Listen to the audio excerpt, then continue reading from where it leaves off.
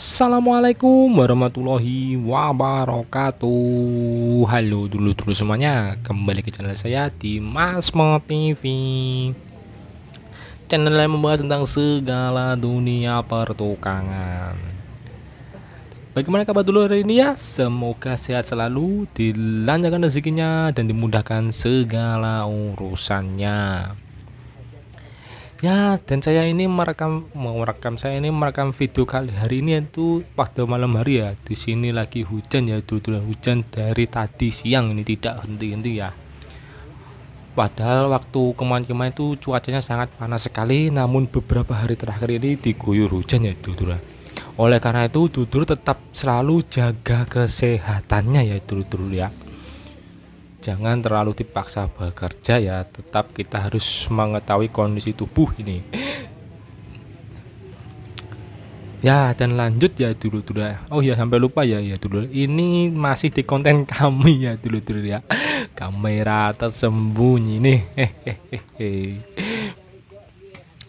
Dan di depan sana itu ada mesin planer ya, mesin ketam kayu, serut kayu ya, biasa disebutnya seperti itu. Dan itu kondisi permasalahannya ada pada armaturnya ya dulu ya, yang saya klaim, yang saya duga ini sudah short, jadi harus diganti ya dulu ya. Itu untuk mereknya kalau nggak salah itu mereknya internasional atau Norita ya, saya agak lupa itu dulu ya. Itu saya ganti dengan armatur merek modern M2900 dan cocok ya, bisa digunakan ya seperti itu. Dan karena di video sebelumnya sudah saya jelaskan ya bagaimana cara mengganti armatur, langkah-langkahnya seperti apa. Jadi saya untuk video kali ini tidak akan berbicara seperti itu lagi ya. Namun jangan di skip ya dulu ya. Di sini saya akan sedikit memberikan informasi yang saya menurut saya pribadi ya seperti itu ya. Penyebab armatur dari mesin planer ini bisa short apa saja ya.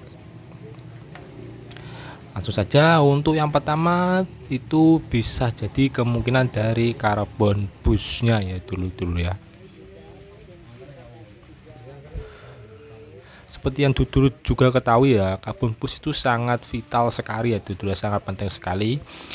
Kita harus paling nggak minimal sehari ya, kita harus cek ya apakah itu menempel sempurna ke kolektor, apakah perpegahnya itu sudah menekan arangnya itu ya, arangnya normal atau tidak, apakah harus diganti ya, mungkin sudah menggumpal seperti itu ya. Terlebih lagi untuk mesin serut kayu ini ya dulu ya, mesin ketam ini kan digunakan untuk menyerut kayu ya, jadi itu pasti ada potongan yang berbentuk serbuk, ada juga yang potongan berbentuk semacam serat-serat lah seperti itu.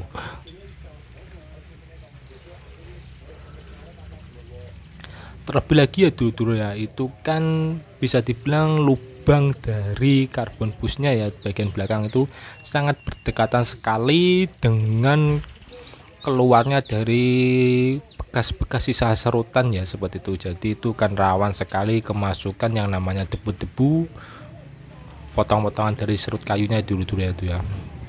Jadi harus sering-sering dikontrol karbon busnya seperti itu ya. Nah ini ya dulu ya, ini ya mungkin ya bisa dibilang tidak sedikit banyak ya dulu ya, pasti akan tetap masuk juga ya beberapa potongan serutan kayu ke dalam mesin ya.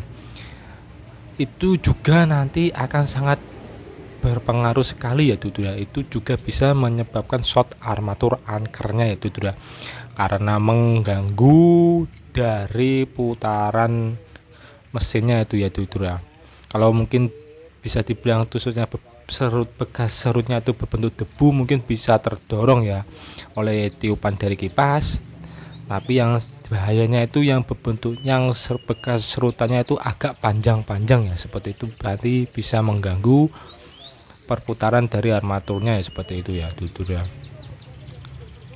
Terus apalagi ya, oh ya dia, karena tadi itu kita masih bicara soal soal potongan-potongan dari serut kayu ya, itu kan dekat ya, bagian di belakang sana tuh ada tempat bearing belakang ya bearing belakang dari armaturnya itu ya. Nah, di kebanyakan itu di sana juga tuh biasanya ada ya tempat masuknya itu debu-debu dari serutan kayu ya. Itu juga bisa mengakibatkan salah satu penyebab dari cepat rusaknya dari bearing ya, dulu ya. Karena bearing yang bisa dibilang tidak normal ya sudah kocak atau mungkin akan hancur ya, itu sangat berpengaruh juga ke armatur ya ya.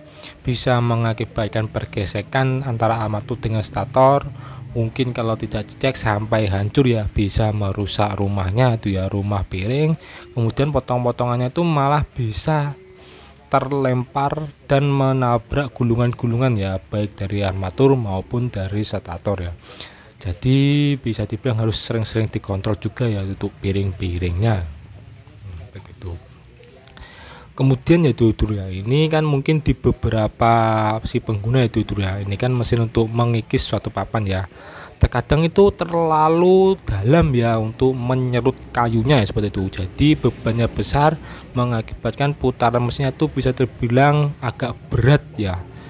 Itu juga bisa menjadi penyebab cepat terbakarnya dari armatur angkernya itu ya, karena mesin ini dipaksa bekerja keras. Jadi ya armaturnya bisa dibilang tidak mumpuni ya, mesin tidak mumpuni, jadi ya itu bisa menyebab short dari armaturnya itu ya. Terus apa lagi ya? Oh iya, satu lagi itu untuk saran saya ini itu waktu memasang pisau dari planer ini usahakan yaitu benar-benar terpasang sempurna yaitu ya.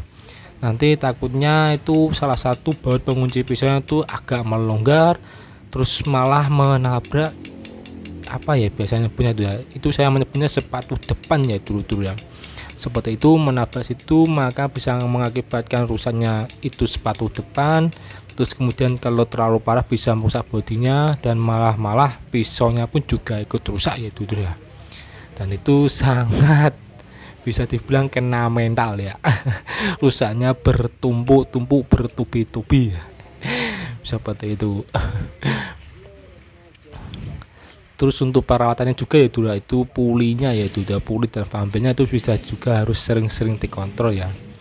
Puli yang baik itu nanti akan juga mengakibatkan awetnya dari fan belt ya ya. Kalau pulinya itu bisa dibilang sudah agak bisa bilang apa itu istilahnya, cekung ya, agak mencekung ya, tidak rata lagi ya permukaannya ya, itu bagian alurnya itu ya agar enggak rata lagi, sudah melengkung, itu juga bisa menyebabkan cepat rusaknya dari fan belt ya atau karetnya itu ya. Itu juga harus sering-sering dikontrol juga ya.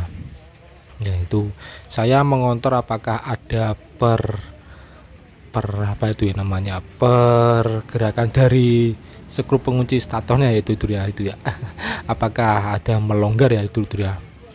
Ya walaupun mesin ini bisa dibilang ya ya ini tidak menggunakan sistem gigi, jadi tetap saja ada namanya getaran ya ya, jadi tetap dikontrol juga untuk baut-baut statornya itu ya ya.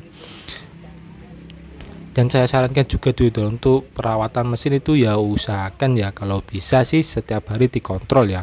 Kita cek karbon busnya apakah menempel sempurna, apakah kita cek juga bearing-bearingnya apakah masih normal atau harus perlu diganti, atau mungkin kalau masih bisa ditambahkan mungkin uli, mungkin kalau lebih baik seperti di videonya dulu ya saya sudah menyarankan untuk menambahkan grease atau gemuk stempet ya, seperti itu.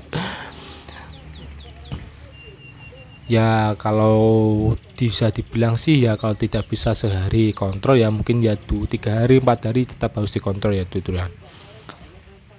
Oh ya, dan satu lagi nih ya terkait dengan mesin planer ini ya, itu kan bisa dibilang kan ya seperti yang saya bilang tadi, pasti ada sedikit banyak yang masuk ya, debu-debu dari bekas serutannya itu ya. Semisal ada cerita begini ya, hari ini kita gunakan ya untuk mesin serut kayunya itu ya. Kemudian kita tidak gunakan beberapa hari lagi ini ya. Anggap saja 3, 4 sampai 5 hari ya. Terus kita gunakan lagi dan tiba-tiba short ya ya. Itu menurut saya pribadi ya, itu karena serut kayu itu mengandung kelembapan ya, seperti dia ada menyimpan air ya, bekas-bekas serut kayunya itu ya. Terlebih lagi dalam mesin itu kan lembab ya dulur-dulur ya. Jadi itu bisa mengakibatkan menyimpan air ya, seperti itu. Kan dulu juga tahu sendiri ya, kalau mesin ini tidak boleh bisa digunakan, bisa dibilang jangan sampai terkena air ya, nanti bisa merusak mesinnya ya itu sudah. Oleh karena itu kalaupun tidak digunakan, saya sarankan ini tetap bisa dibilang ya dinyalakan lah, mungkin 5 menit ya, mungkin kalau bisa 10 menit ya, seperti itu. Jangan dibiarkan tergeletak tidak digunakan ya beberapa hari ya. Jadi tetap harus dipanasi ya, istilah motornya seperti itu ya, tetap dipanasi supaya itu untuk mengeringkan kadar air di dalam ya itu ya. Ini sebenarnya tidak berlaku sebenarnya ini tidak hanya pada mesin planer ya, untuk mesin-mesin lainnya ya, untuk mesin bor, mesin gerinda ataupun mesin gergaji kayu dan mesin-mesin lainnya itu ya. Kalaupun jarang digunakan ya tetap ya minimal sehari sekali ya, atau mungkin 2 hari sekali ya, tetap kita gunakan mesinnya, kita panasi lah istilahnya seperti itu, supaya itu kelembapan di dalamnya itu tidak terjadi menyimpan kadar air ya, dan itu salah satu penyebab shotnya dari armatur ankernya ya dulur ya, seperti itu udah pergantian ya dulur ya. Dan informasi lagi nih dulur ya, itu kalau nggak salah tuh mesinnya mereknya apa ya, Norita atau NRT, saya agak lupa ya dulur ya. Itu saya ganti armatur dengan merek modern M2900 dan cocok ya dulur ya. Jadi mungkin dulur mempunyai mesin merek Norita ini, kalau armaturnya short bisa diganti dengan merek modern 2900 ya. Untuk merek-merek lain sih kalau menurut saya pribadi ya, kalau modelnya masih sama dengan merek modern M2900, saya rasa itu bagian-bagian spare part lainnya itu juga sama ya dulur ya, seperti armatur, kemudian statornya itu juga sama ya dulur ya. Dan kalau dulur masih ragu juga mengganti armatur ini, mungkin bisa tinggalkan pertanyaan, kritik dan sarannya di bawah ya dulur ya.